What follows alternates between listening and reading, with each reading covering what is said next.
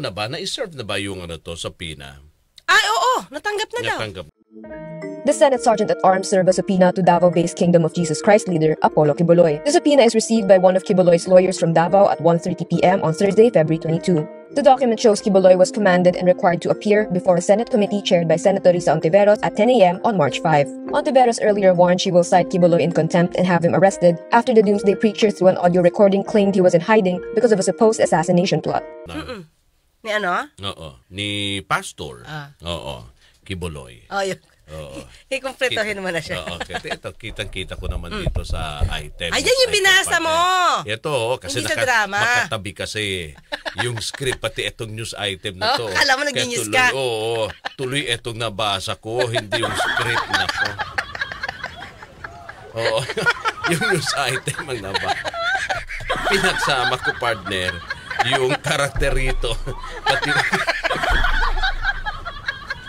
Ay, naku talaga nga naman. O, sana to, hindi nyo muna nilagay rito sa loob. Dinikit pa kasi. Dinikit pa rito yung sa script. Kaya, naku, ano ba yan? Nabasa ko tuloy. Yung apelido na po. Pero hindi po yun, ano po. Okay. So, eto nga. Nagbabala si Senator Robin, baka sisiklab daw po ang kaguluhan sa bansa kapag ipinaaresto ng Senado si Pastor Quiboloy ng Kingdom of Jesus Christ. Oo. Sa isang panayam, sinabi po ng ating senador na malaking kung ipagpipilitan daw ng Senado o ng malaking kapulungan yung sinasabi nilang pag-issue ng subpoena at warrant, siyempre po malaking gulo daw ito. Kasi sinabi nga ni Pastor na hindi siya pupunta. So paano ito? Palalakihin pa ba daw itong itong sitwasyon? Yan ang babala. Babala. Oo, ni Senator Robin. Anya milyon ang mga follower ni Pastor. Kaya posibleng umalma at syempre magagalit ang mga ito kapag inaresto ng Senado ang kanilang lider. So kailangan daw isaalang-alang muna rito ang milyon ding followers ni Pastor Quiboloy at kailangan natin isang alang-alang din ang kapayapaan at katahimikan ng ating bansa. Tama nga din, may punto naman, partner. Siyempre, kasi leader, sino ba naman ang hindi aalma dyan? Kung nalaman nila o nakita nila na inaaresto yung kanilang leader, partner. Kaso ng Amerikano yung kay Pastor, paano? So ano yung parang ICC din. Sunod-sunuran na naman tayo sa dayuhan. Halatado ka naman masyado, Senator Robin Padilla. Unang-una pa lang talaga, ayaw mo nang ipasalang si Pastor Quiboloy diyan sa Senate hearing. Kailangan natin imbestigahan yung mga witness kung sila ba yung nagsasabi ng totoo. Kasi dito, ang tagal naman ninyong nanonood na rin ng hearing dito. Kukunti ang witness na nagsasabi ng totoo dito. Ang hirap na rin maniwala dito. Magsasabi ng statement ngayon, kinabukasan, iba na yung statement. Ikaw naman, para lang lumusot si Pastor Quiboloy, sisiraan mo pa yung mga nangyayaring Senate hearing diyan sa Senado. Pinapalabas mo na mahina at wala kayo nakukuha dahil lumalabas na parang sinungaling ang mga resource persons nyo. Tama ba yan? Oo, siyempre. Kailangan kong kailangan kong mag-participate doon. Tingnan ko kung saan galing yung witness na yan. Oh, sabi mo, magpa-participate ka. Nung unang hearing ba dumating ka? Di ba absent ka? Nung sumunod na hearing, nandun ka nga. Pero nagtanong ka ba sa mga resource persons? Hindi. Inangat mo lang kung sino si Pastor Quiboloy sa iyong pagkakakilala. Naging spokesperson ka niya, di ba? Matagal ko na pong kilala si Pastor Quiboloy. Magkasama po kami, ma'am, noong panahon ng Pangulo po ay si Gloria Macapagal Arroyo. Kami pong dalawa ay magkasama sa peace, sa lahat po ng hakbang ni Presidente Gloria Macapagal Arroyo na magkaroon ng kapayapaan sa buong Pilipinas. Ako po ay hindi pa senador noon. Ako po ay isang artista na kilala sa usapin ng pamimigay ng pera. Pero kahit isang beses, hindi po ako hiningan ng pera ni Pastor Quiboloy. Ika nga po sa English, not even once. At nung ako po ay tumakbo na bilang senador at humingi ng tulong kay Pastor, kahit 5, hindi po ako hiningan ng pera ni Pastor. Kung ang ating pong mga matatapang na mga witness ay nakakapagsalita patungkol kay Pastor Quiboloy, ako din po ay malayang magsasalita na hindi po ako kailanman kahit na sino sa Kingdom of Jesus Christ hiningan ng pera. Not even once. Wala po akong pinapanigan dito. Dahil ang Senado ay kakampi ng bawat Pilipino. Ang gusto ko lamang pong sabihin, kung tayo po ay mag-aakusa at titindig, kaya natatakot po tayo o hindi, kailangan harapin po natin kung sino yung inaakusahan natin. Nang nakikita po yung mukha natin at kilala tayo. Dahil yun po ang matatandaan ng susunod na henerasyon kung paano tayo tumindig. O ayan, kaharap mo yung mga resource persons. Yung mga taong tumitindig sa kanilang naging karanasan, di umano, kay Pastor Kibuloy. Ginamit mo ba itong pagkakataon na ito para malaman mo kung totoo ba yung sinasabi nila? Hindi, di ba? Ang gusto mo lang mangyari, tanggalin nila yung kanilang mga mask at ipakita yung kanilang muka sa national TV. Sana ginamit mo itong pagkakataong ito para alamin ang katotohanan. Hindi yung one-sided ang dating mo, pabor na pabor kay Pastor Kibuloy. Sana maging neutral ka sa pagkakataong ito. Oh. Partner, sabi niya dito, di ba? Yung una, kung ipipilit, Oo. di ba? Kung ipipilit daw, magkakagulo. Kung ipipilit iserve yung warrant, magkakagulo. So Oo. parang wag nang palakihin. Ang sa akin pong opinion, kung meron talagang kaso, dalhin na po sa korte. Kasi kung ipagpipilitan po ng Senado o ng malaking kapulungan, yung sinasabi nilang pag-issue ng subpoena at warrant, siyempre po, malaking gulo ito. Kasi sinabi na po ni Pastor na hindi siya pupunta. So ano po ito? Palalakihin ba natin ito? Ang gusto po ni Pastor Kibuloy, dalhin na ito sa korte. Yun naman po siguro ang dapat natin gawin. Siguro, kung mapapakiusapan po natin si Ma'am Senator Risa Ontiveros, siguro po, kanina pong tapusin na yung kanyang committee hearing at i-recommend na lang po niya siguro na nakasuhan na si Pastor Kibuloy para sa korte na po yan. Bahala na po siguro yung judicial dyan. Oo. Teka lang, sa akin lang, partner. Oo. Senator Robin, di ba? Ano to? Kapag ka ba marami ang followers, kahit alam mo na may issue, di ba? Oo. Alam mo na may issue at kailangan gawin at kailangan magkaroon ng Senate inquiry in aid of legislation dahil sa takot mo, pababayaan mo na lang. So with this, partner, makikita mo, ano bang klase talaga si Senator Padilla? Nasaan yung tapang mo? Diba? Parang nawala yung tapang mo sa Amerika. Sa Amerika, bansang Amerika, partner, tapang mo diba, Senator Robin? Nung huling hearing, diba? Nirereklamo niya yung partner, yung chopper na umaadi-adigid. Doon sa West Philippines. Oo.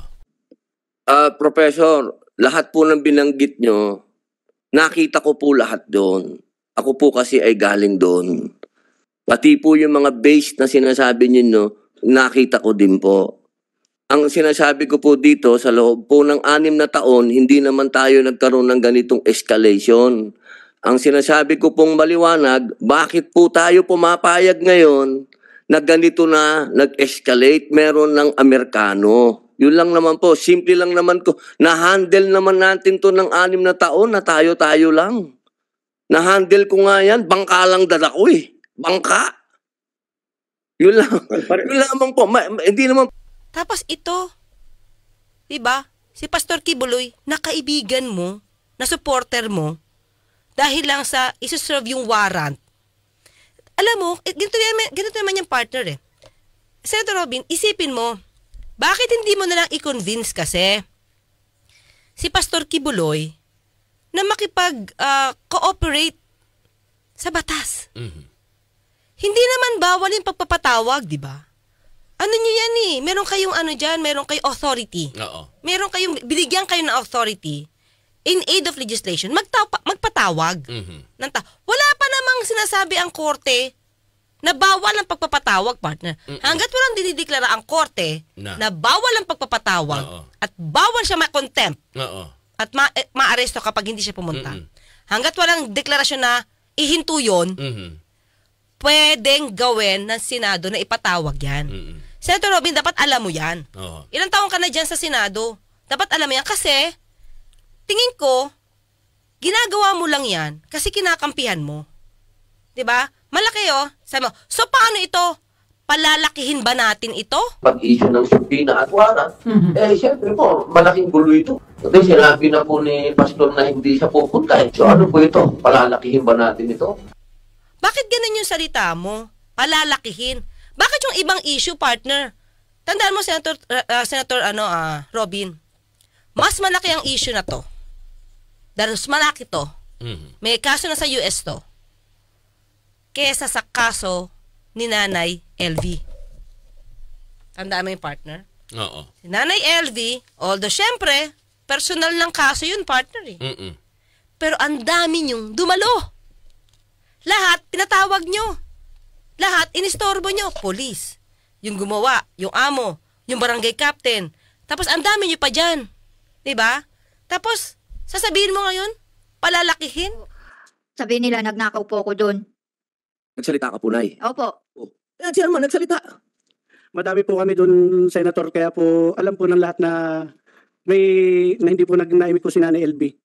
Bakit pa siya tumakas? Kung hindi naman siya iimik, nandun na siya. Hindi nga.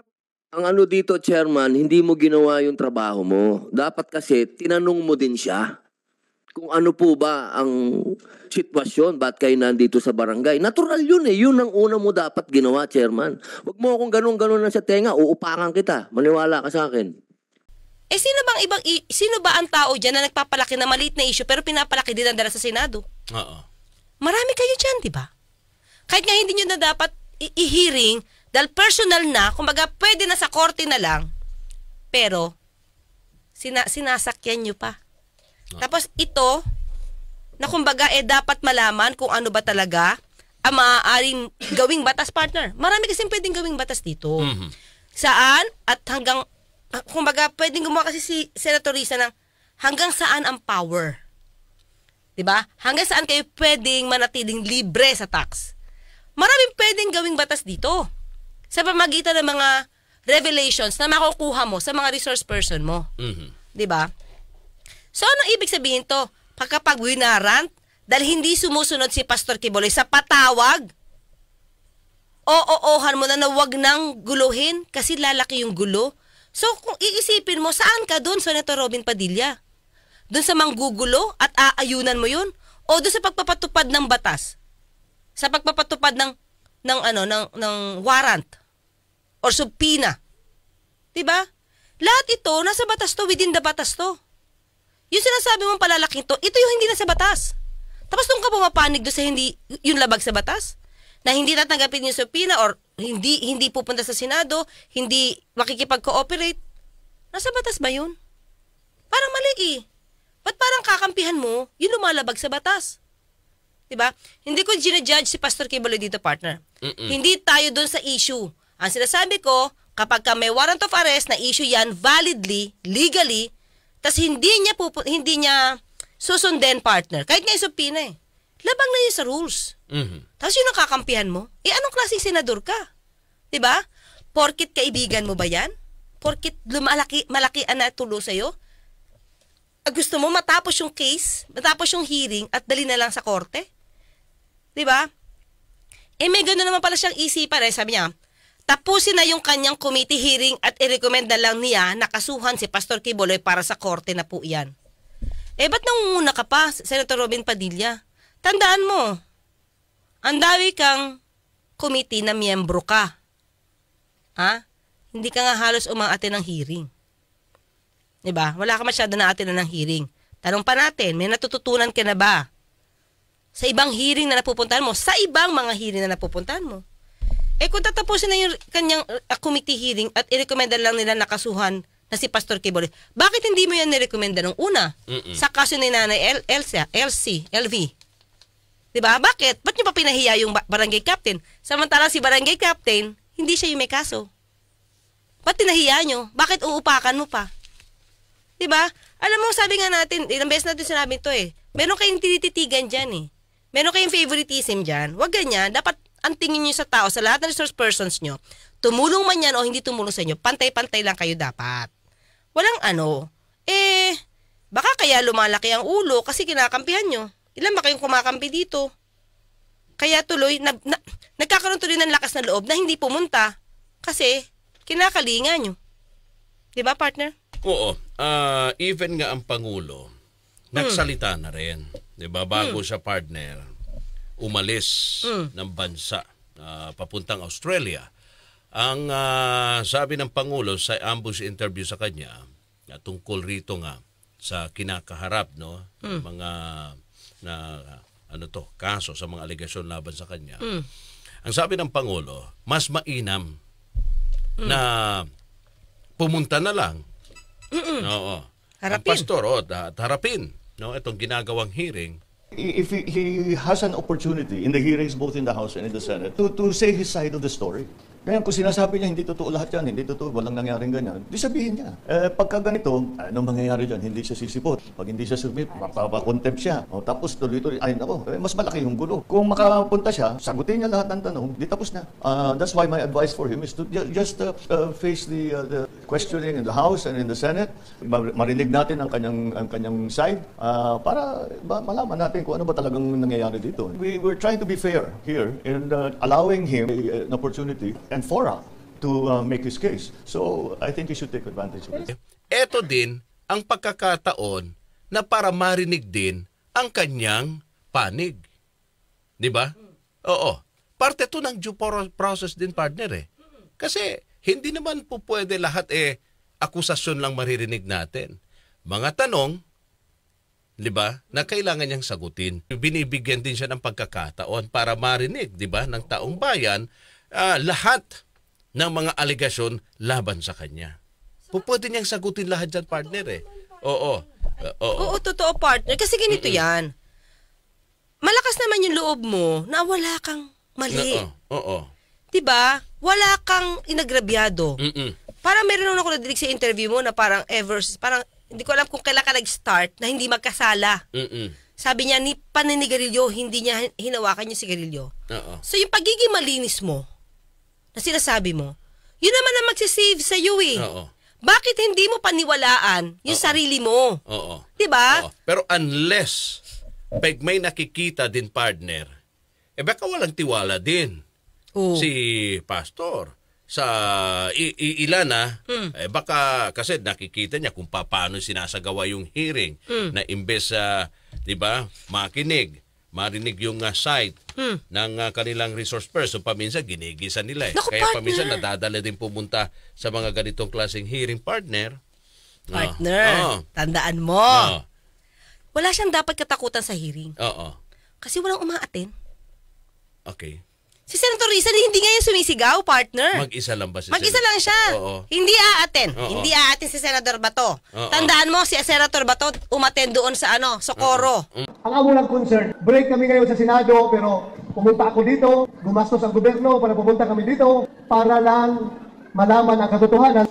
Masama naman kung magsinungaling kayo sa akin. Diba? So dapat huwag kayo magsinungaling sa akin.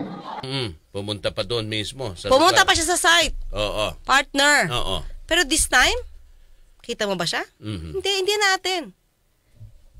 Binanggit ko na yung mga members nito, partner.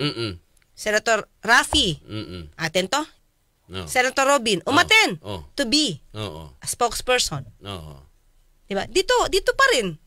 Para lumalabas Senator Robin, parang spokesperson ka ulit. Diba? Samantalang, ang Pangulo na mismo, Pangulo na, sabi mo nga, nagsabi, naharapin niya. Naharapin mo. Tapos ikaw sasabihin mo na, wag nang ituloy kasi maaaring magkagulo. So saan tayo, di ba? Parang, yung salita ni Senator Robin na to, para pa nakaka-insulto, partner. Imagine mo, sino ba magsiserve ng warrant? PNP. Okay. So, pag sinerve ng warrant, ibig sabihin, pag PNP, everything valid. Everything in accordance. Kumbaga, may presumption of regularity. Pag sinerve yung warrant, magkakagulo sila dahil 1 million or more than 1 million ang miyembro nila. So, yun ba ang sasabihin mo kay Pastor Kibuloy na wag ka na lang umatin? Or sasabihin mo pala sa Senado, wag na siyang paatinin kasi magkakagulo. Di ba dapat i-push mo, total na, parte ka ng gobyerno, na sundin ni Pastor Kibuloy kung ano sinasabi ng batas. At ano sinasabi ng rules. Di ba? Doon ka sa negatibo parang wag na natin palakihin to. Bakit? Anong meron para hindi siya umaten? Ikaw, na close sa kanya ang dapat mag-advise na sundin nyo na kung ano sinasabi. Kung totoo naman po kayo sa lahat na sinasabi nyo, kayo naman ay babasbasan ng Panginoon. Ililigtas kayo. Especially sinabi nyo, appointed son of God kayo. Di ba kayo makakatanggap ng pagbabasbas? Of course, you will. Di ba? Kasi di ba, si pastor din, may mga allegation din siya sa administrasyon eh. Kaya doon siguro, bukod sa, of course, baka tiniuuna ang iniisip niya, yung kanyang security.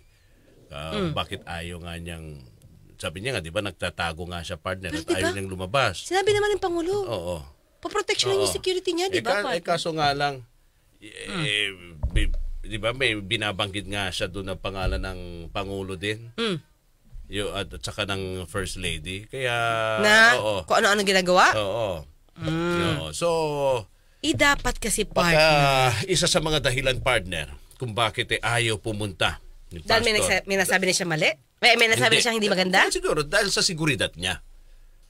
Kasi paproteksyonan niya daw siya. Okay. Bakit? Okay, bakit naman siya matatakot sa seguridad niya? Wala naman siyang ginagawa. Well, hindi natin alam. Kasi, diba? siyempre, pag yung inaakusa mo, yung mga binabanggit mong posible na involved, nasa pamahalaan, siyempre, parang magdadalawang isip ka pa rin, partner. At hindi ka, ganon ka buo, di ba? Yung iyong kumpiyansa na para mabigyan ka ng proteksyon o seguridad ng pamahalaan kung may mga ganong klase siyang alegasyon. Pero di ba, partner? Nandun yung pagwawala, partner, ng kanyang Thank you, Josh. Pero partner, di ba, pag appointed son of God ka, wala ka namang kinakatakutan kung ano mangyayari sa iyo, kaloob yun ng Panginoon. Pero sa sitwasyon ngayon, mahirap diba? na, partners. Hindi niya na ba ma-predict? Mahina na ba yung pag-predict niya, partner? Di ba? Yun lang yung sa akin, di ba? Bilang Pilipino ka pa rin naman sundin mo muna yung batas dito bago ka sumuway. Diba? Ito naman si Robin, parang gusto niya pang sumuway. Diba? Parang wag naman ganun, Senator Robin. Dapat nga panindigan nyo ang kapangyarihan ng Senado. Wag nyo maliitin. Minamaliit mo Diba? Yun the way na, wag natin itong palakihin. Kasi magkakagulo. Minamaliit mo yung power ng Senado. Minamaliit mo rin si Senator Risa. Diba? Porket ba nag-iisa nag-hearing? Wag naman ganun. So, eto, partner. Paano talaga, kasi sabi mo nga, na-serve na yung subpoena at natanggap na nila.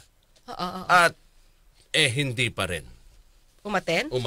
Eto hanggang nga. saan ang kapangyarihan ngayon ng Senado? Sabi, dito, no? Sa sabi ni partner? Hearing nila. Ni best friend. Dating Pangulong Duterte. Kung hindi ka pupunta, you prepare yourself to be arrested. Former President Rodrigo Duterte advises his embattled friend, controversial preacher Apollo Kibuloy, to prepare for arrest unless he changes his mind about defying a Senate panel investigation.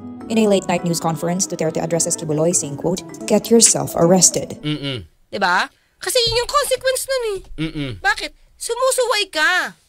May sinusuway kang alituntunin. So, kapangyarihan ng Senado na pag sumuway ka, pwede kang pa-aresto.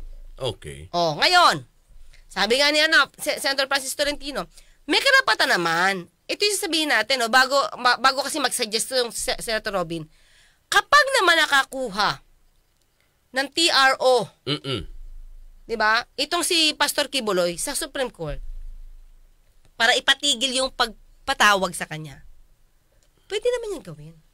Sana nun niya pag ginawa? Bakit hindi ko lang alam, partner. Ito, hindi ko lang alam, Ngayon, hindi, huli na ba, partner? Hindi pa kaya niyang, kasi, partner. Gawin. Kasi parte yan ang karapatan niya, di ba? Okay, hindi ko kasi alam kung takot ba siya sa warrant of arrest na ibibigay ng Senado o takot siya sa warrant of arrest ng FBI. Di ba? Although wala extradition, baka iniisip niya kung anong pwedeng gawin sa kanya kapag may warrant of arrest siya. Anyway, matagal na yung warrant of arrest. Kaya lang, syempre, protektado siya, partner. Protektado siya nung unang administrasyon. Kaya nakakalabas-labas siya. Ngayon, hindi ko alam kung nandun ba yung fear niya, because feel niya, hindi siya proteksyonan kung ma-serve man yung warrant, if ever, no sa FBI. Diba? sabi nga natin, wala pa naman extradition. So, hindi ko alam kung anong pwedeng gawin ng FBI para isolve yung warrant. Diba? Kanino sila makikipag tulungan. Oo. Diba? Well, isa din yan, partner, sa mga posible ding mga dahilan. Kasi meron nga daw siyang mga natatanggap, di ba? Na mga bounty. Para may ano info. yung ulo niya. Presyo. May mga ganun na, may mga ganun dininay klase naman ng na, FBI yun. Intel report ang kanyang natatanggap. Siyempre, meron din yung mga kahit papano, siguro, may mga kaibigan din siyang mga nag-fit sa kanya ng mga ganitong klase mga report. Kaya siguro ang pastor din, partner, medyo nagdadalawang isip kung how safe and how secured kung siya ay lalabas doon sa kung saan man siya ngayon nagtatago at pupunta rito at mag-a-attend ng hearing. Pwedeng totoo. Oo. Pero pwedeng pinapalaki lang niya yung issue para ma-justify niya yung pagtatago niya. Oo. Pwedeng ganun eh. Oo. Laging, di ba? Sabi ko nga, hindi lang naman siya nag-start nito. Kahit naman si, Congressman Teves. May nagbabanta sa buhay niya, pero hindi naman niya mapakita up to this date. Sino nagbabanta? Nasaan ang pagbabanta? Nasaan ang pruweba? Pero same sila eh. So, nisip ko, it can be true, pero pwedeng hindi rin totoo. Pinapalaki niya to show to the people na hindi ako lalabas kasi may banta yung buhay ko. Diba? Para hindi ako masagot, hindi ako matanong. 'Di ba? Ang iniisip ko lang, partner, 'di ba? Kung talagang wala ka namang ginawa, kung tanungin ka and you're true to yourself, lalabas at lalabas yung totoo naman. Makikita mo talaga kung itong mga tauhan mo dati naninira lang. 'Di ba? Kung naninira lang. Kasi tandaan mo, partner, lumabas yung wanted parang 2018 kasi yung sa nahuli yung cash, 'di ba? Bulk cash smuggling, 2018 yun sa Hawaii. Partner, kung iisipin mo, at that time, ang presidente, si Pangulo Duterte. Kaya nga hindi masyadong lumaki yung issue dito, di ba? So, paano mong sasabihin na as early as 2018, sinisiraan ka na? Hawak ka nga ng ng administrasyon eh. Tapos, di ba, sinabi pa niya, na nung nilabas yung FBI wanted, 2020 yun, paninira din daw sa kanya. Dahil malapit na yung eleksyon. Pero hindi mo makonect, partner. Kasi sabi ko nga, hawak siya ng administrasyon. Mga kaso mo, dismiss. Diba? Well, so, gaya lang sabi ko nga kanina, kung ako, partner, tatanungin, well, mas mainam kung dumalo na lang, no? Ang pastor. Ito ay pagbibigay linaw din, di ba? Para sa kanyang mismong ministro, ministry. Church niya yun eh. Church niya. Para mabigyan din ng partner, di ba? Kalinawagan. Kasi total, ilan lang naman ito ang nag-aakusa. Oo, mas marami pa namang supporter siya. Mas marami pang sumusuporta sa kanya. Mas marami for sure. Mas marami pang nagmamahal. Kasi kung ganito nga, ang binabangkit ni Senator Robin, well, totoo naman na milyon-milyon at lahat yon ay hanggang ngayon nandyan pa rin ang suporta sa likod ng kanilang pastor. Okay? So, kung pupunta, di ba si pastor, kusang loob. Huwag kakagulo ba? Hindi naman magkakagulo, di ba? Ito ay partner. Magbibigay pa nga ng kalinawagan. Sa lahat ng mga binabatong akusasyon sa kanya. Sabi ko nga, iilan lang naman ito. Saka, ikaw na leader ka, di ba? Before you to become a leader, dapat you should also know how to follow. Ay, di ba? Meron mga otoridad na dapat mong i-follow, partner. Kaya lang, di ba? Parang hindi ko alam kung nakakainis ba tong mga comment kasi nitong si Senator Robin eh. Imagine mo, ang dami-dami mong kapwa-senador dyan, na kapag hindi nakukuha yung gusto, patawag mo si ganyan, patawag mo si ganyan, so pinansi ganyan. Pag hindi pumunta, arestuhin. Tapos ngayon, itong comment mo, sa iba hindi ka nagko-comment ng ganitong klase na ihinto na yan, ikaso na lang.